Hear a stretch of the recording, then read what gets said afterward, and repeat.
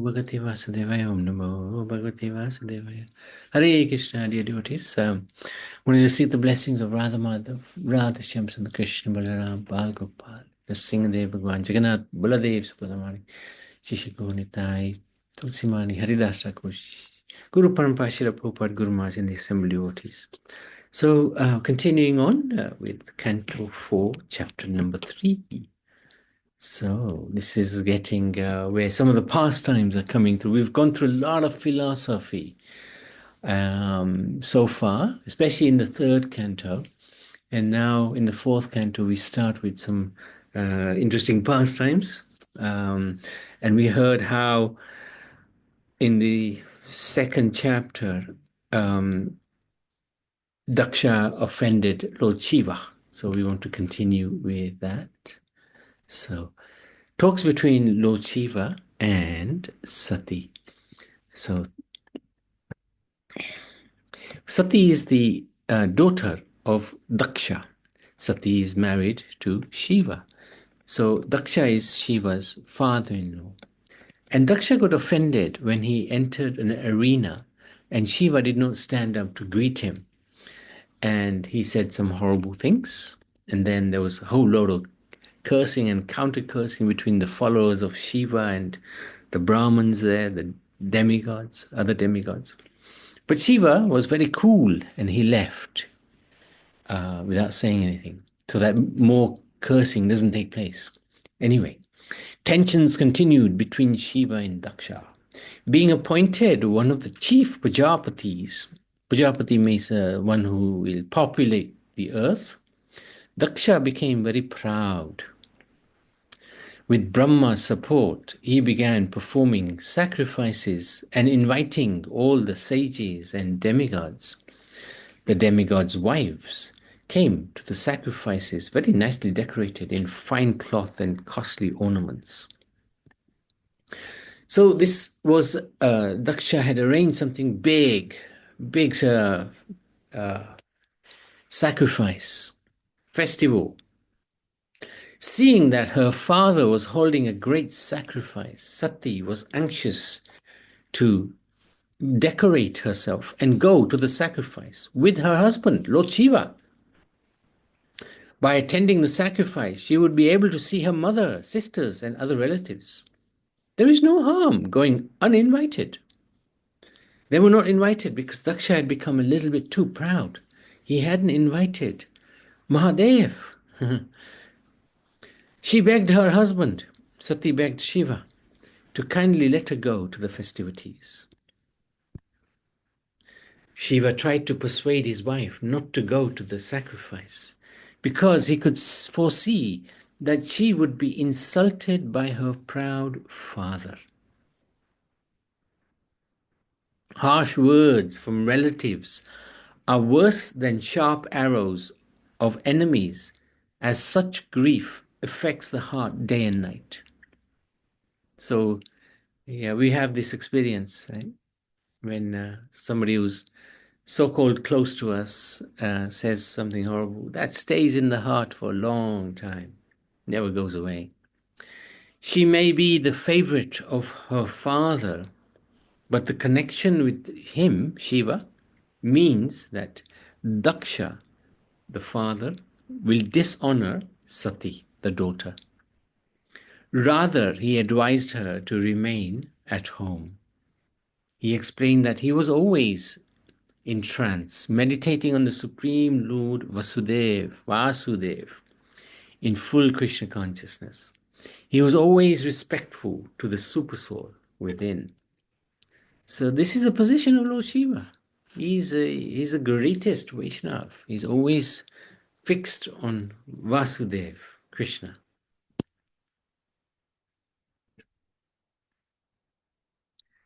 Chapter 4. Shiva then becomes silent, understanding. Chapter 4 is Sati quits her body. That's the title of it.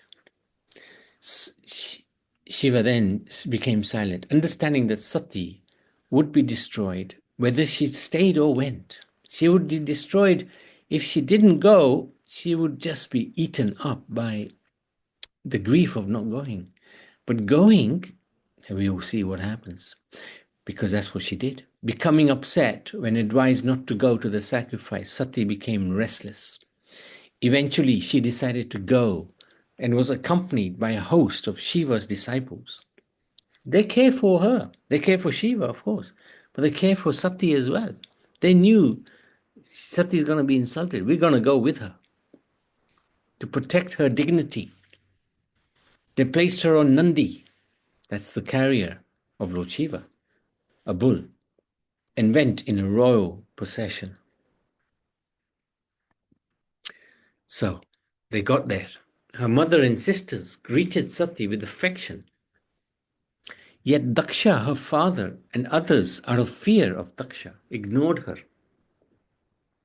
Sati also saw there was no oblations for her husband in the sacrifice.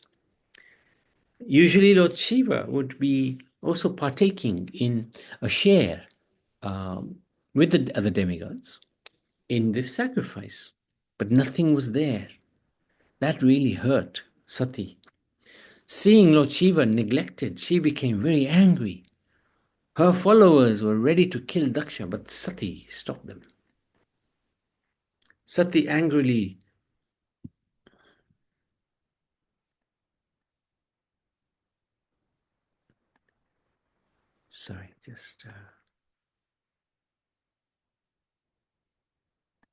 Sati angrily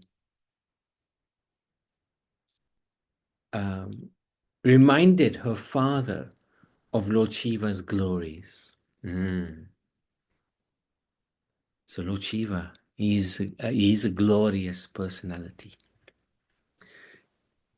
Despite his appearance, living with demons in a crematorium covered with ashes, garlanded with skulls, that's why Lord Shiva is very kind. He dresses in a way that those who don't have the opportunity to connect with the Lord can connect with him.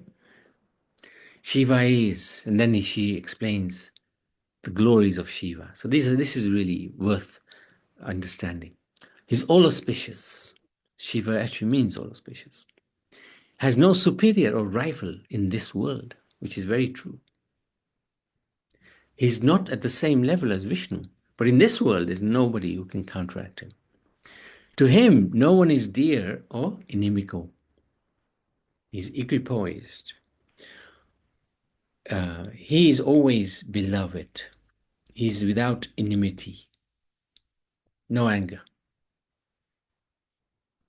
He finds no fault in others. He purifies all one's sins. His fame is pure. He's a great friend to all. He's worshipped even by Brahma. Yes, he's even worshipped by Brahma. This is really fantastic to hear this. Being disgusted and ashamed by her materialistic father offending Lord Shiva, Sati rebuked him, saying he should be severely punished.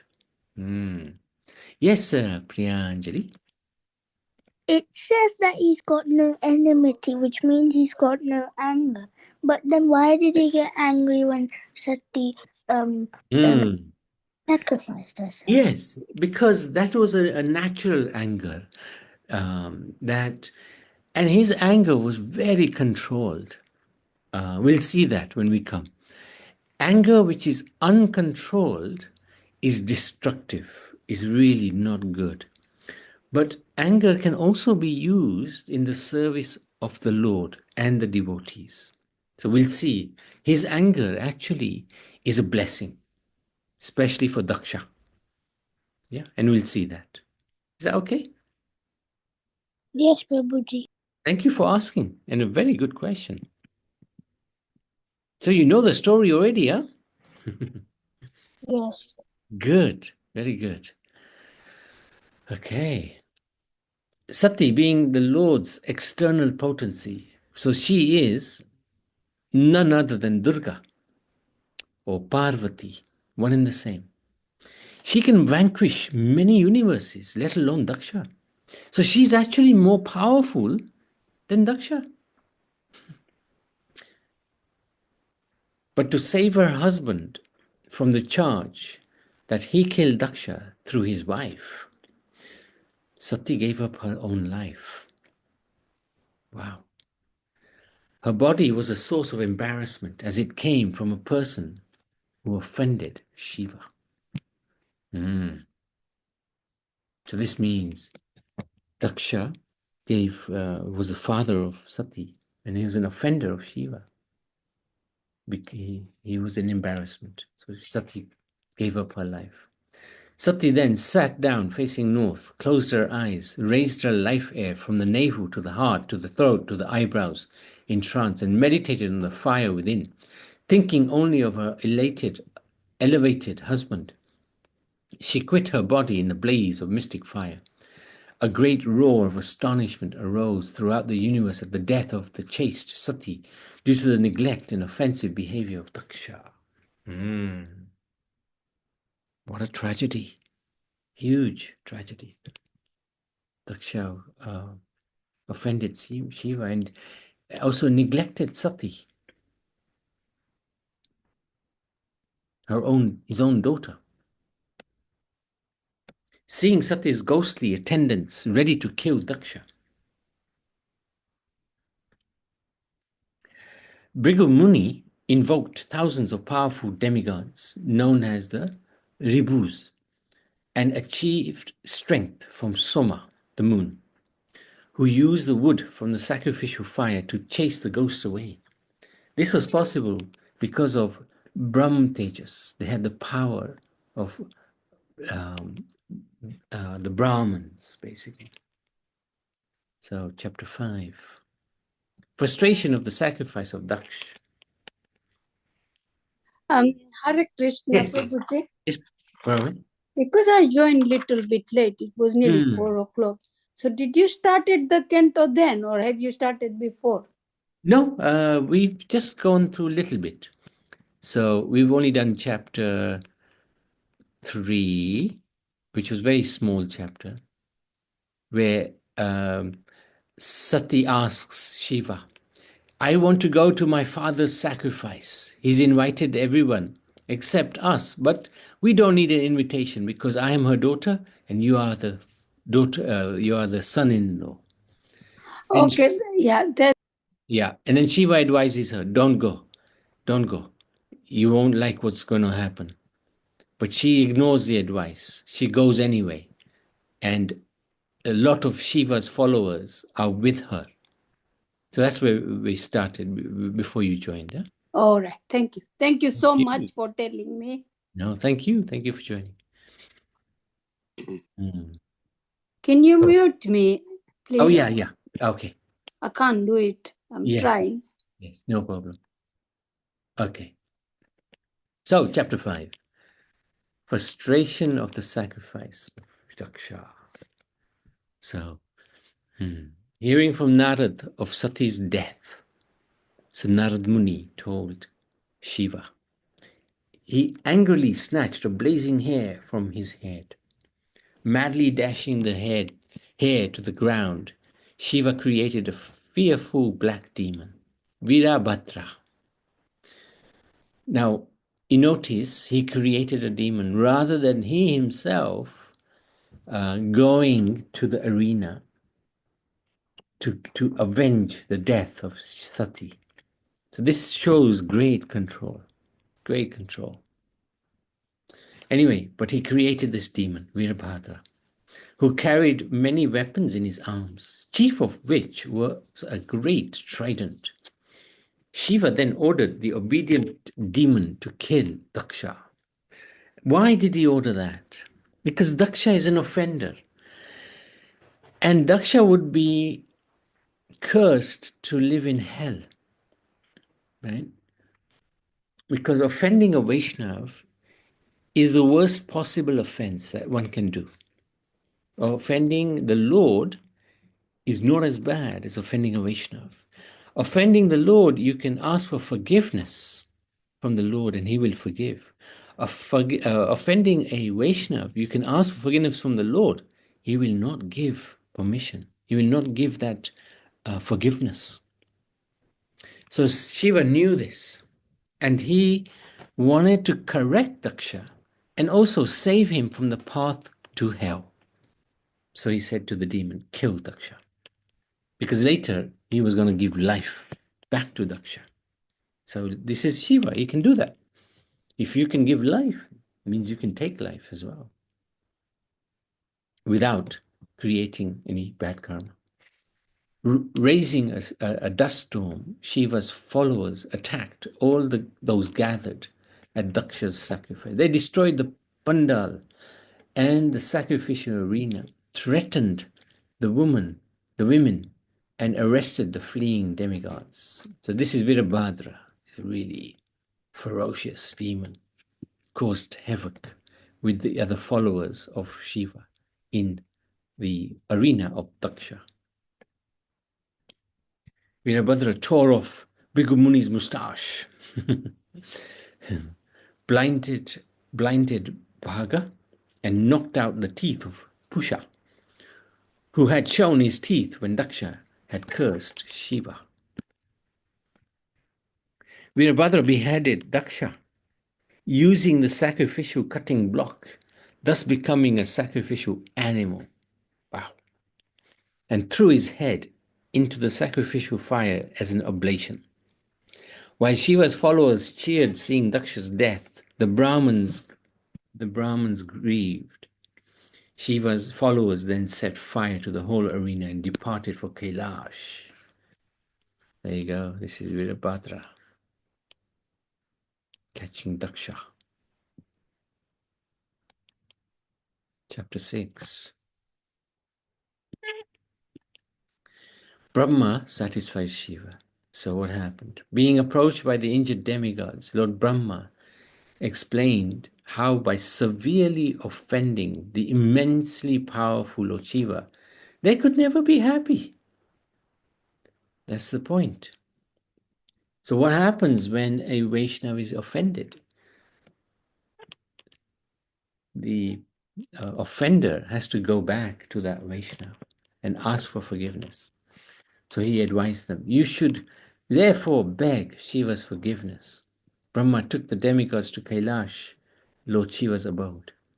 Seeing the beauty of Kailash, the demigods were struck with wonder. It was full of divine beings, mountains, jewels, valuable plants, waterfalls, sweet sounds of birds and bees. The forest was saturated with aromatic lotus fragrances. The many animals there, such as deer, monkeys, cows, boars, tigers, and elephants, fully enjoyed their lives amongst the lakes, flowering plants, and fruit-bearing trees. Kailash Hill is surrounded by Alkananda Ganga, which is made more auspicious by the bathing of Sati. Passing over this forest, the demigods saw its natural opulence of singing birds, bees, fruits, sandalwood trees, and lakes with jeweled bathing ghats, which were full of swans. They also saw the region of Kuber. This time when we went to Bharat and bathed in Kusum Sarovar near Radhakund, there were some very beautiful swans there, white swans. Under a huge banyan tree, the demigods found Lord Shiva in a peaceful, grave mood. See? He's peaceful. Peaceful. He was surrounded by many saintly persons like the four Kumaras, seated on a deer skin. He had just lost his wife, Sati, yet he was peaceful. Seated on a deer skin, holding Rudraksh beads, his finger raised in the mode of argument, Shiva was speaking to those present about the absolute truth. Lord Shiva is described as the chief of all thinkers, Adhyamanum, since he is always thoughtful regarding how to deliver everyone from their conditioned life. So by doing this creating this demon, he is actually helping the souls who are entrapped in this world. He appeared as Advaitacharya, who appealed for Lord Chaitanya to appear for the deliverance of the fallen conditioned souls. So then Lord Brahma was there. Having been worshipped by Lord Shiva and the sages, Lord Brahma praised Shiva as the most powerful personality in the creation, maintenance, destruction of the universe. Sometimes Lord Shiva is praised on the level of Lord Vishnu because he is an incarnation of the Lord. Lord Shiva acts on behalf of Vishnu, who is untouched by external energy. But when Vishnu comes in touch with the external energy, he appears in his feature as Shiva. So this is a very important point. When Vishnu comes in contact with material world, he becomes Shiva. So Vishnu and Shiva are very similar. Little difference is Shiva is direct contact with this world. Vishnu has nothing to do with this world. Lord Brahma asks Lord Shiva to overlook the mischief of Daksha and his followers, to arrange for the completion of Daksha's sacrifice, to bring Daksha back to life, and to heal those injured at the sacrifice. See, this is what Shiva can do. There he is, very calm, collected, preaching. There's Lord Brahma comes to see him. Chapter 7. Sacrifice performed by Daksha. Being pleased by the words of Brahma, Shiva blessed Daksha to receive a new head, the head of a goat, since he has the intelligence of a goat. Shiva corrected the demigods because they were childish and not intelligent, but didn't take their offenses seriously. The remaining persons who were injured were blessed either to be healed or to be able to use the senses of others. Everyone was pleased by the words of Shiva, saying, Sadhu, Sadhu. Back at the sacrificial arena, Daksha had his life returned when the head of a sacrificial goat was joined to his body. Daksha tearfully remembered his daughter Sati. See, up to now, he didn't give a monkeys, he didn't care. Now he's repenting. Oh my goodness, my daughter has passed away, killed herself. And also repented his offenses to Lord Shiva, accepting Lord Shiva's punishment as a benediction. So he didn't get angry, Daksha. Shiva's given me a head of a goat. He didn't get angry. He took it as a benediction because Shiva saved him from a much worse situation. There you go. There you go. This is Daksha asking for forgiveness. And what does Shiva do? He forgives. Being pardoned by Lord Shiva and with the permission of Brahma, Daksha again began the sacrifice. And when the ghee was poured into a fire, accompanied by the chanting of Yajurved mantras, Lord Vishnu appeared. He was smiling, beautifully decorated, sitting on the shoulders of Garud. As soon as the Lord appeared, all directions were illuminated, diminishing the luster of Brahma and the others present. Everyone immediately offered respects and prayers to the Lord. All the demigods and members of the assembly offered personal prayers to the Lord. This is very important, to offer personal prayers to the Lord. We know our situation. We can offer our own prayers. Even they may be faulty, doesn't matter. They're our prayers from the heart. Very important. Every day. They appreciated Lord Vishnu's different opulences which directly relate to their own services in the universal affair. Okay, so let's see how they appreciated it. Daksha praised him as the Lord of sacrifices, pure, transcendental, fearless, spiritual. The priests accepted that they do not know the truth about him due to Nandi's curse. Nandi cursed them. You've got to be ignorant about the Supreme Lord. The members of the assembly accepted him as a shelter in troubled time situations. Lord Shiva glorified his lotus feet as the source of all benedictions and worshipped by sages. Brigu praised him as a friend, protector, supersoul, begging forgiveness for offenses. Brahma accepted that the Lord can't be known through any material process of knowledge. Indra appreciated the Lord's 8 arms with weapons to kill his enemies, the demons. The demigods' wives and Prasuti prayed for the success of the sacrifice. The sages state that his activities are astounding and that he is not contaminated by them. the residents of Siddhalok. So we can see a lot of people came to this sacrifice, glorified his pastime, and desired to never leave such blessings. The mystics stated that he is affectionate to the bhaktas, not the jnanis.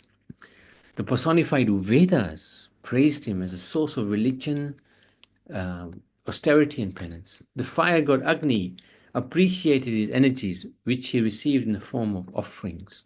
The Devas requested his protection, appreciating also that he maintains and destroys. The Gandharvas praised him as others are portions of his portions.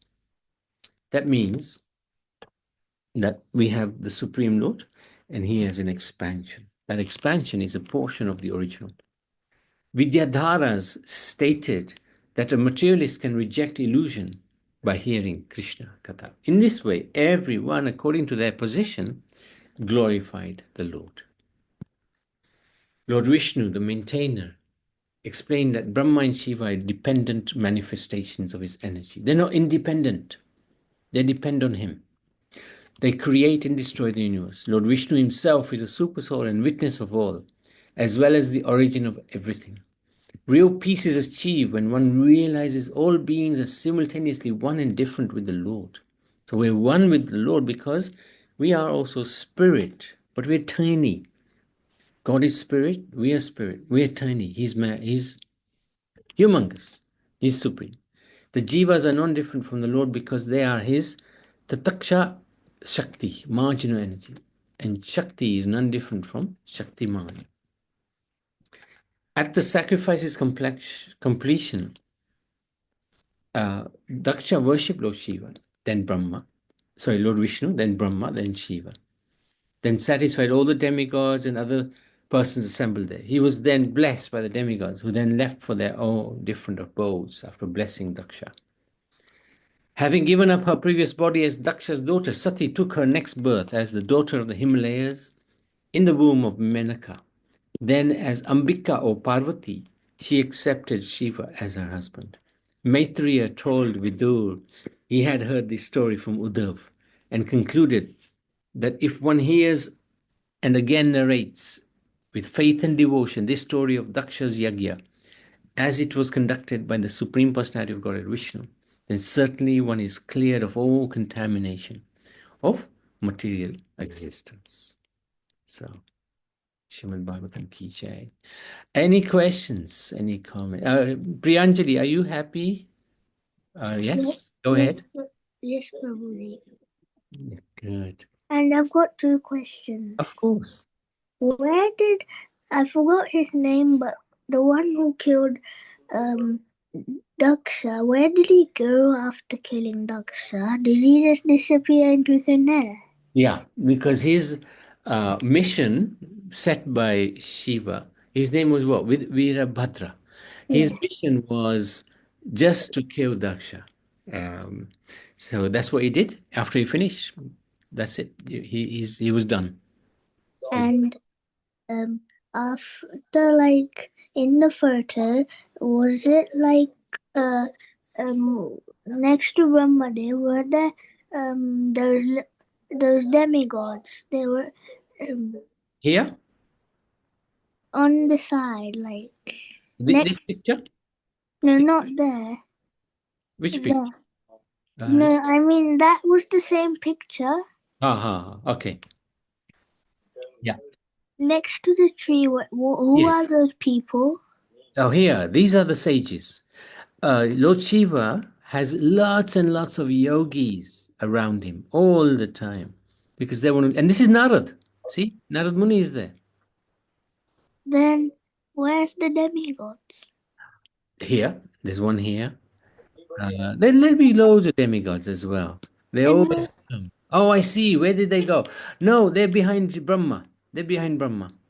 Then the four Kumaras are there. No, Fokuma is not in this picture, but they were here according to the Shrimad Bhagavad Puran. Yes, four Kumaras were also seated here somewhere. But why was Shiva so calm and peaceful, even though his wife died? Because he knew his wife would come back as Parvati. And if he wanted to kill Daksha, he could have just gone himself. Then why did he Yes. just send Veerabhadra? Because he didn't want to set an example. He is the example of not being angry. That's why he sent Virabhadra. Because Shiva, he he's calm, right? Look at him here. Even if he got to the if he got to the arena, he may not have chastised Daksha, but Daksha needed chastisement. See, even originally, when Daksha insulted Shiva, Shiva didn't say a word. This is right at the beginning, chapter 2. He didn't say a word. He just left. So if Daksha was not punished, then Daksha would have gone to hell. But the beauty of Shiva is that he wanted to make sure Daksha doesn't go to hell. So he got punished by Virabhadra. And then Daksha got another head. And then he realized, made a terrible mistake. Then he took shelter, as we see in this picture. He begged forgiveness. But if Shiva hadn't done this, Daksha would never have realized the power of Shiva, Because when Shiva had gone there, he probably would have been very peaceful, he wouldn't have done anything.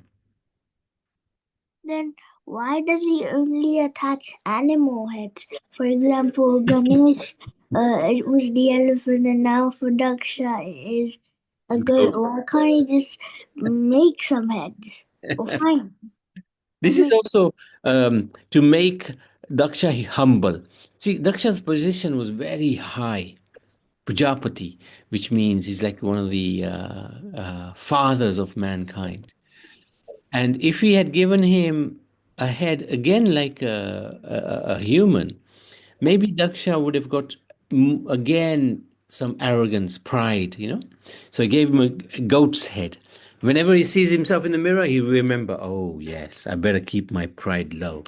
This is the mercy of Shiva. And for Ganesh, see, the elephant is considered a very auspicious animal.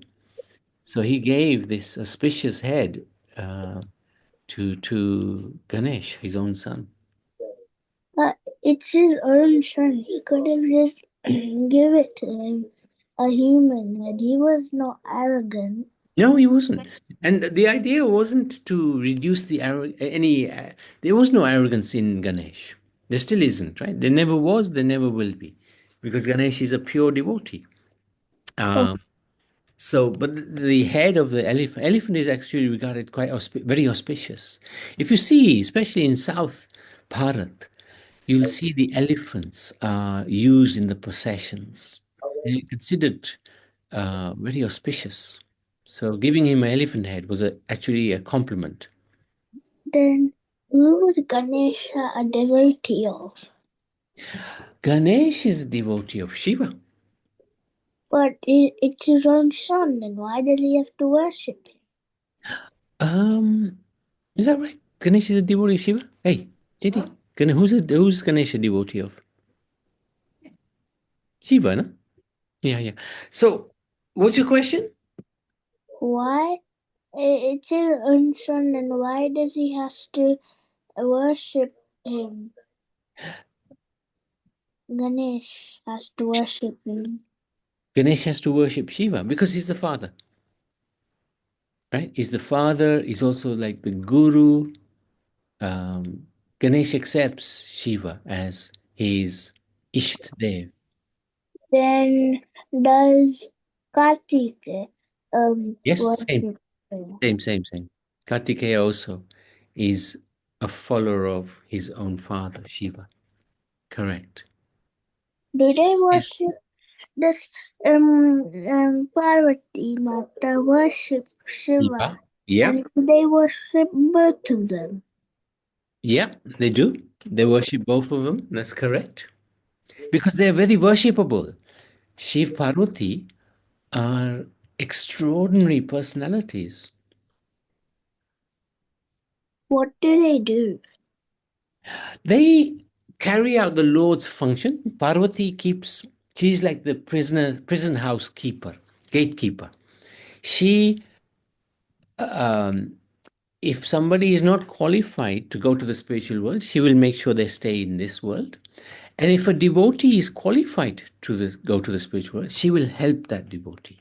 So Parvati is very important for us as well, because she can also assist us to go back to the spiritual world. And Shiva, he holds the keys to get out of this world. And Parvati and Krishna holds the keys to allow us into the spiritual world. So Shiva is very important. And he's also very kind. Good questions. Any more? No, Prabhuji. Very good. Are you happy? Are you okay with the answers? Yes, Prabhuji. Thank you. Very good. Thank you so much. Anybody else? Prabhaben? Are you? Yes, Prabhuji, very nice the way she asked all the questions. Yeah. And because of her age is good. Yeah. My question was only one, like it's not even a question, it's just the way you said it about that Dux was in tearful when he thought the daughter is no more Right. there. Yeah. And then he felt Bad. like pastavo in English mas okay. Regret. Yeah. Regret. And second thing was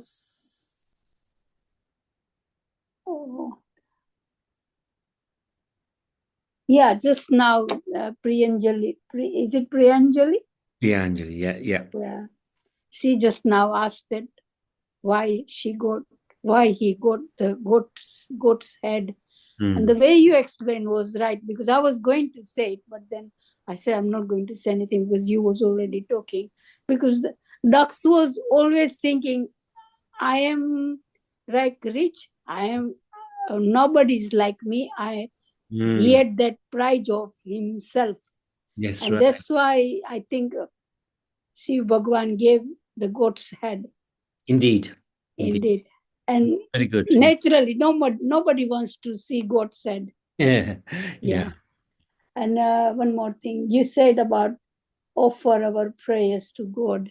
So that means what every time, every morning, evening, whatever you pray, you just say, I'm giving my prayers to you, God. That's correct. From yourself, yes. From ourselves. That is something I done today. I mean, I know we do every day. But you did tell us that even if we can't do anything, we can still offer our prayers to God. Yeah, exactly. And He listens. He listens. He'll always listen. Yeah.